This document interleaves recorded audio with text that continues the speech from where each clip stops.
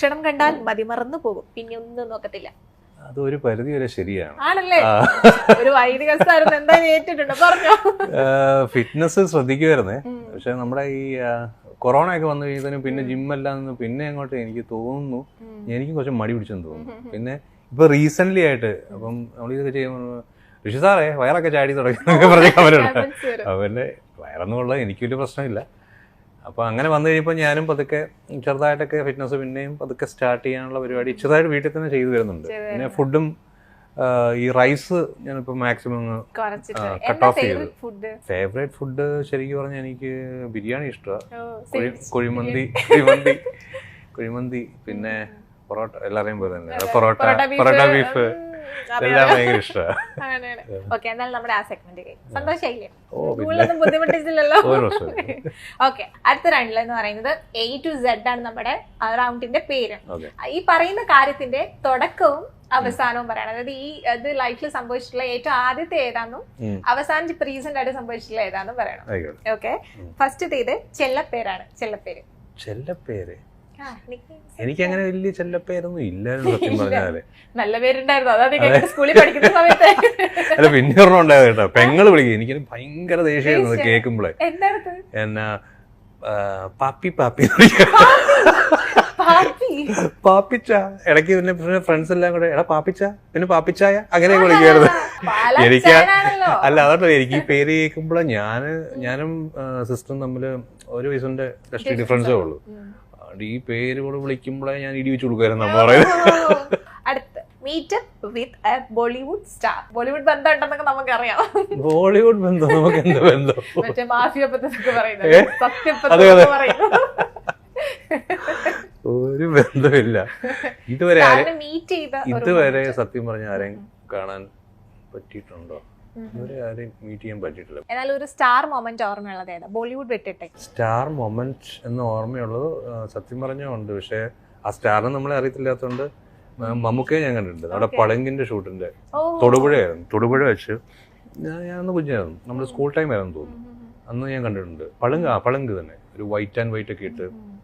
അപ്പോഴാണ് നമ്മള് മമ്മൂക്കയെ കാണുന്നത്. അപ്പോഴാണ് നമ്മള് അതും വൈറ്റ് ആൻഡ് വൈറ്റും കൂടെ ഇട്ടേ ഭയങ്കര സ്റ്റൈലില് ഇങ്ങനെ ഒരാള്. നമ്മളെല്ലാം അവിടെ പോയി നോക്കി ഒന്ന് കണ്ട്. ഇപ്പോഴും സത്യം പറയാം അത് കഴിഞ്ഞ് നേരിട്ട് കണ്ടെന്ന് പരിചയപ്പെടണമെന്ന് ഭയങ്കര ആഗ്രഹമുണ്ട്. നമുക്ക് മാത്രമല്ല ലാലേട്ടനെ. അതെ, നമ്മുടെ എല്ലാവരുടെയും ആഗ്രഹം പോലെ തന്നെ കാണണമെന്ന്. പിന്നെ തീർച്ചയായിട്ടും. പിന്നെ പൃഥ്വിരാജിനെ ഞാൻ കണ്ടിട്ടുണ്ട് കേട്ടോ. പൃഥ്വിരാജ് നന്ദനം ചെയ്ത സമയത്ത് അന്ന് എന്റെ അങ്കിളിന്റെ വീട് കടവന്തര, എന്റെ തൊട്ടടുത്താണ് ഇന്ദ്രജിത്തിന്റെ വൈഫ് ഹൗസ്. അപ്പൊ അവിടെ പൃഥ്വിരാജ് വന്ന് ഞാൻ നന്ദനം, അപ്പൊ ഞാൻ അയ്യോ ഇത് മറ്റേ പുള്ളിയല്ലേ എന്ന് ഞാൻ ആലോചിച്ചതിനും പുള്ളി കയറിപ്പോയി. അങ്ങനെ പക്ഷെ ഒരു അഭ്യൂഹം ഇങ്ങനെ പോകുന്നുണ്ട്, ബോളിവുഡ് സ്റ്റാർസ് ഒക്കെ ഭയങ്കര കമ്പനിയാണ് ഇങ്ങനെ. എനിക്ക് തോന്നുന്നു ഈ ലുക്കും കാര്യങ്ങളൊക്കെ വെച്ചിട്ട് ചുമ്മാ ഏത് ബോളിവുഡ്. അടുത്തത് ഇച്ചിരി പാടാണ് ചോദിക്കാൻ, എന്നാലും പ്രൊഡ്യൂസറുടെ ആഗ്രഹപ്രകാരം ഞാൻ ചോദിക്കാണ്. പ്രണയ നഷ്ടങ്ങളൊക്കെ ഉണ്ടായിരുന്നു. ആദ്യത്തെ പ്രണയം തന്നെ പൊട്ടിപ്പോയി. അങ്ങനെ തന്നെയാണല്ലോ. അത് ഭയങ്കര ഇഷ്ടം, എനിക്ക് ഭയങ്കര ഇഷ്ടമുള്ള ഒരു പെണ്ണുണ്ടായിരുന്നു. അത് ഞാൻ നമ്മൾ കോളേജ് പഠിച്ചോണ്ടിരുന്നപ്പോ ഞാൻ അമ്മയുടെ ഒക്കെ പറയുന്നത് ഇത് കണ്ടോ എനിക്ക് ഭയങ്കര ഇഷ്ടമാണ്. അപ്പൊ അമ്മ ഇതൊക്കെ പറഞ്ഞു. പക്ഷെ അത് നടന്നില്ല. കാരണം ബേസിക്കലി ഞാൻ ഈ പുള്ളിക്കാരിയെ കാണാൻ ചെല്ലുമ്പോഴത്തേനും എന്റെ ക്ലാസ്സിലെ എല്ലാ ഫ്രണ്ട്സ് കംപ്ലീറ്റ് പുറകെ കാണും. അപ്പൊ ഇവരെ കണ്ട് പേടിച്ച് പുള്ളിക്കാരി ഓടും. ബേസിക്കലി പിന്നെ വന്നു എന്നെ കാണുമ്പോഴേ പുള്ളിക്കാരി ഓടുന്ന ലെവലിലേക്കായിരുന്നു. അങ്ങനെ പിന്നെ അത് കഴിഞ്ഞും കണ്ടിട്ടുണ്ട്. അത് കഴിഞ്ഞ് സീരിയസ് ആയിട്ടൊക്കെ ടോക്സ് ഒക്കെ നടന്നിട്ടുണ്ട്. പക്ഷെ പോയി. ഭാര്യയോട് മാത്രം. ഇനിയിപ്പോ അതെ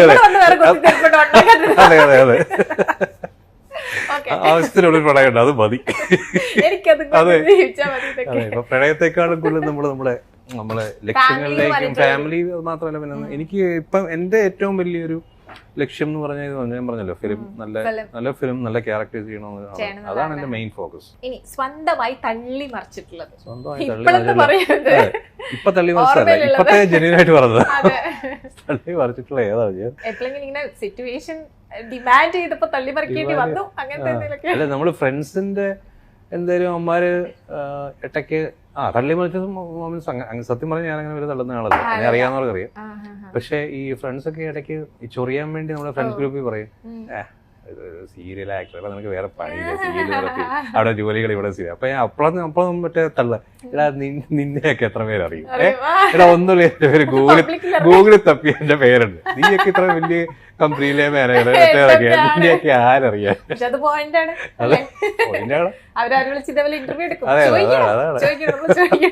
അൻഷിതയുമായി സെറ്റിൽ വഴക്കുണ്ടാക്കിയത്? സെറ്റില് അങ്ങനെ വഴക്കൊന്നും ഉണ്ടായിട്ടില്ല, അല്ലാതെ തല്ലൊക്കെ കൂടിയിട്ടുണ്ട്, അല്ലാതെ അടിക്കുണ്ടായിട്ടുണ്ട്. സെറ്റിൽ അങ്ങനെ സത്യം പറയാ, സെറ്റിൽ നമ്മുടെ അവിടെ ആരുമായിട്ടും അങ്ങോട്ടും ഇങ്ങോട്ടും അങ്ങനെ പ്രശ്നങ്ങളൊന്നും ഇല്ലാത്തൊരു സെറ്റാ, ഇതുവരെ ഉണ്ടായിട്ടില്ല. അവർ ചെറിയ ഇഷ്യൂസ് വല്ലതും ഉണ്ടായിട്ടുണ്ടല്ലോ ഉള്ളൂ, പക്ഷെ ഞാൻ അതിൽ ഇൻവോൾവ് അല്ല. ഇനിയിപ്പോ നമുക്ക് അടുത്ത ഒരു റൗണ്ടിലേക്ക്, അടുത്ത റൗണ്ട് എന്ന് പറയുന്ന ഒരു ജാക്ക് പോട്ട് പോലെ നമുക്കൊരു കുഞ്ഞു ഗിഫ്റ്റ് ഒക്കെ ഉണ്ട്. എല്ലാം കൂടെ ഞാൻ ആ ചെറിയ കാറ് മതിയാവോ? അവസാനം പോകുമ്പോ എന്നെ തല്ലാണ്ടിരുന്ന ഫൺ ആൻഡ് വിൻ എന്നാണ് ഇതിൻ്റെത്. ഇതിൽ 2 ക്വസ്റ്റ്യൻ ഉണ്ടാവും, ഒരു ടങ് ട്വിസ്റ്ററും ഒരു കുസൃതി ചോദ്യം. അപ്പൊ ഈ ടങ് ട്വിസ്റ്ററോ അല്ലെങ്കിൽ കുസൃതി ചോദ്യം ഏതെങ്കിലും ഒന്നിന് ആൻസർ പറയുകയാണെന്നുണ്ടെങ്കിൽ ഗിഫ്റ്റ് കിട്ടും. 2നും ഫെയിൽ ആവുകയാണെങ്കിൽ പിന്നെ പറയണല്ലോ, ഇങ്ങോട്ട് തന്നാ മതി. ഓക്കെ, പോവല്ലേ? എന്തൊരു എനർജി കുറവ് ഉണ്ടല്ലേ? ഫസ്റ്റത്തെ ടങ് ട്വിസ്റ്ററിലോട്ട് പോവാം. നാവുരുളി കേട്ടോ എന്ന് പറഞ്ഞു. നാവുരുളി. ഓക്കെ. രാമമൂർത്തിയുടെ മൂത്ത പുത്രൻ കൃഷ്ണമൂർത്തി. രാമമൂർത്തിയുടെ മൂത്ത പുത്രൻ കൃഷ്ണമൂർത്തി. രാമമൂർത്തിയുടെ മൂത്ത പുത്രൻ കൃഷ്ണമൂർത്തി. 3 പ്രാവശ്യം ഫാസ്റ്റ് ആയിട്ട്. രാമമൂർത്തിയുടെ മൂത്ത പുത്രൻ കൃഷ്ണമൂർത്തി. രാമമൂർത്തിയുടെ മൂത്ത പുത്രൻ കൃഷ്ണമൂർത്തി. രാമമൂർത്തിയുടെ മൂത്ത പുത്രൻ കൃഷ്ണമൂർത്തി. ഞാനേ ഇത് തെറ്റിച്ചാണ് പറഞ്ഞോണ്ട്. ക്വസ്റ്റ്യൻ ഇതാണ്, ഒരു ബക്കറ്റിൽ നിറയെ വെള്ളമുണ്ട്, ആ ബക്കറ്റിൽ 3 ഹോൾസ് ഉണ്ട്, ആൻഡ് എന്നിട്ടും ഒരു തുള്ളി വെള്ളം പോലും പോയിട്ടില്ല. അതിന്റെ റീസൺ എന്താണ്? ഒരു ബക്കറ്റ് സങ്കല്പിച്ചാൽ നിറയെ വെള്ളമുണ്ട്, നിറയെ, അതിന്ന് ഒരു തുള്ളി പോലും പുറത്തു പോയിട്ടില്ല. ഹോൾസ് അടഞ്ഞിട്ടില്ലല്ലോ, ഹോൾസ് തുറന്നു തന്നെയാണ് ഇരിക്കുന്നത്. അതിൽ കൂടെ വെള്ളം വേണമെങ്കിൽ പോവാതിരിക്കുന്നുണ്ട്, പക്ഷെ ഒറ്റ തുള്ളി പോലും പോയിട്ടില്ല ആ ബക്കറ്റിന്. ആ സെയിം ബക്കറ്റിന്റെ വെള്ളത്തിന്റെ മുകളിലാണോ തുറന്നേക്കുന്നത്? വെള്ളത്തിന്റെ ലെവലിന് മുകളിൽ അല്ല, നിറയേന്നാ പറഞ്ഞത്. നിറയെ ഞാൻ ആദ്യം കണ്ടുപിടിക്കും ഈ ആൻസർ എന്ന് പറഞ്ഞിട്ട് വന്ന് മേലത്ത് ചിലപ്പോ തെറ്റിന്ന് പറഞ്ഞു, ഇപ്പൊ നേരെ തിരിച്ചായി. ആ ബക്കറ്റിന്റെ ഹോൾസ് അതിന്റെ പിടിയില്ലായിരുന്നു. എന്റെ മാരക, എന്റെ പൊന്നെ, അതൊന്നും അല്ല കേട്ടോ. അത്രയും ചിന്തിക്കണല്ലേ? ഇവിടെ പോയാൽ മതി. ഓക്കെ, ഞാൻ തോറ്റു. ഒന്നും കൂടി ഞാൻ സ്ട്രെസ് ചെയ്ത് പറയാം, അപ്പൊ എന്തായാലും കിട്ടും. എന്തായാലും തോറ്റ് സമ്മതിച്ചല്ലോ. ഒരു ബക്കറ്റിൽ നിറയെ വെള്ളമുണ്ട്. വെള്ളമുണ്ട്, അത് ശരി, അതാണ് ഞാൻ സ്ട്രെസ് ചെയ്ത വെള്ളമുണ്ട്. ദൈവമേ, ഇത് മറ്റേ നമ്മുടെ ജയറാമേട്ടൻ പറയുന്ന പോലെ മറ്റേ ഇതിന്റെ പരസ്യം പോലെ രാംരാജ്, നമ്മുടെ അഭിമാനമുണ്ട്, ആ മുണ്ടായിരുന്നു ഈ മുണ്ട്. പക്ഷെ എന്തായാലും ആള് ഫസ്റ്റത്തെ ടങ് ട്വിസ്റ്റർ ശരിയാക്കിയതുകൊണ്ട് സമ്മാനമുണ്ട്. ലോറി വിളിക്കണോ? ലോറിയില്ല, തെറി വിളിക്കും, അതാണ് എനിക്ക് പറയാനുള്ളത്. എന്തായാലും വിളിക്കും. ഇതെന്നാ പൊറോട്ട ബീഫ് വേണോ? അതെ, സർപ്രൈസ് പൊറോട്ട തുറന്നോക്കി.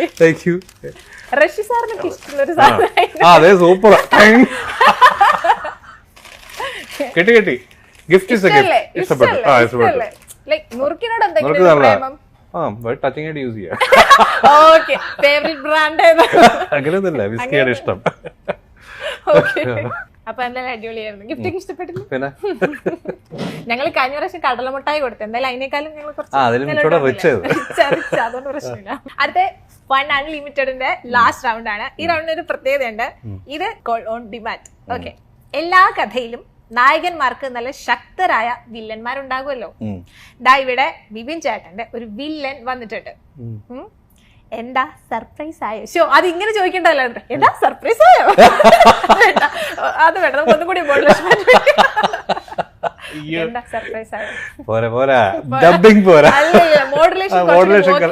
ഫ്ലോയിൽ പോയി പങ്ക് പോയതാ. ആള് നേരിട്ടല്ല സംസാരിക്കുന്നത്, ഒരു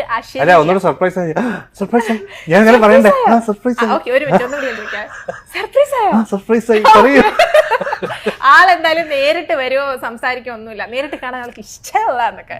അപ്പൊ എന്തായാലും ആളുടെ ഒരു അശരീരി നമുക്ക് വേണ്ടിട്ട് സെൻഡ് ചെയ്തിട്ടുണ്ട്. ആ അശരീരി കേട്ടാലോ? ഹലോ ബിബിൻ ബ്രോ, നമസ്കാരം. ഇത് അഭിമാധവാണ്. നിങ്ങളുടെ കൂടെ എവിടെയിലെ പ്രശ്നക്കാരനായ മോഹനൻ. അപ്പോൾ ഇന്ത്യ ഗ്ലിറ്റ്സ് എന്ന് വിളിച്ചിട്ട് ഇന്നത്തെ ഇൻ്റർവ്യൂ ബിബിൻ ജോസുമായിട്ടാണ്. അപ്പോൾ മോഹൻ ഋഷിയോട് നേരിട്ട് എന്താണ് ചോദിക്കാനുള്ളതെന്ന് ചോദിച്ചു. അപ്പോൾ മോഹനായിട്ട് തന്നെയാണ് എനിക്ക് ചോദിക്കാനുള്ളത്. മോഹനൻ ഒരുപാട് ഋഷിയെ കാണാനായിട്ട് ശ്രമിച്ചായിരുന്നു, ഇതുവരെ നടന്നിട്ടില്ല. അപ്പോൾ ഇനി റാണിയമ്മയുടെ കൂട്ടുപിടിച്ചോ മറ്റോ നിങ്ങളുടെ കോളേജിൽ ഒരു അധ്യാപകനായിട്ട് മോഹനൻ വരുവാണെങ്കിൽ നിങ്ങൾ എങ്ങനെയായിരിക്കും പ്രതികരിക്കുക എന്ന് അറിഞ്ഞാൽ കൊള്ളാം. എടുത്തോണ്ട് അടിച്ച് ഓടിക്കുന്നത്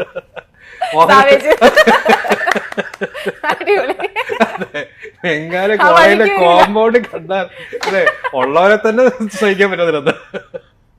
ഇപ്പൊ മോഹൻ എന്നാലും പോരാ, നമുക്ക് അവിടെ ചങ്കം വെട്ടാം. റഷ്യായിട്ട് നിന്നൊരു മാസം റിപ്ലൈ കൊടുത്തേ. അതാ പറഞ്ഞ അടിച്ച് കാലൊടിക്കും മേലെ ഏരിയ കണ്ടാൽ.